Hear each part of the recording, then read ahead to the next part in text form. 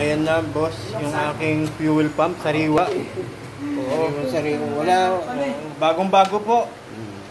Iyan po ba yung sinasabi niyong bago? Hindi po kayo honest sa mga ano niyo? Bago po. Bago.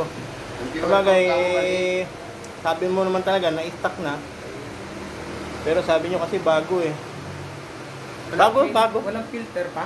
Hindi, mayroon na. Meron. So, yan. Ayan na po yung itsura. Replacement kasi yan. Yan yung dahilan kaya pinagtulak ako ng 1 kilometro. So, shout out na lang po yung sa tumulong sa akin kanina. Yung Lala Move. Saka yung isa pang nag-offer na itulak ako. Tinutulak ako kasi iksarin yung motor niya. Hindi kaya itulak, mabigat. Yung nagtulak sa akin kanina, naka-Barako ata yun. O si Meg. Barako yung Pops. Barako? Nakita natin, kaya ano eh, kusina ako eh. Wala nga. Ayan na, okay. Ayan na mga bossing, no? So, sa ngayon, wala kasi tayong budget pampalit dyan kasi nasa mga 17,000 daw yung brand new na fuel pump. Ayan. So, Parang medyo kinalawang siya eh. medyo kinalawang lang daw, no? Oo, ayan o.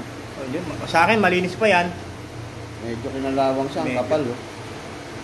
Ano nangyari sa aking motor. Yung ginagawa ko ay preno lang sana ako ngayong paggagawa dito, pero dahil sa natuklasan na yung mga iba pang diferensya ng motor, pero okay, masaya na ako kasi may preno na. Gana na yung aking preno.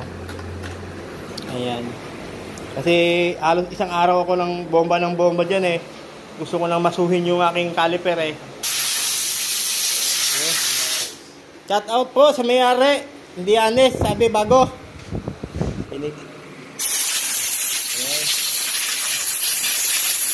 So mamaya malalaman natin pag mandar na. Shoutout po dito Andres Motoparts. Search nyo lang po sa Facebook. Meron po silang page. So expert po sila sa KTM saka dito sa halos same engine ng KTM. Sa Dominar, no?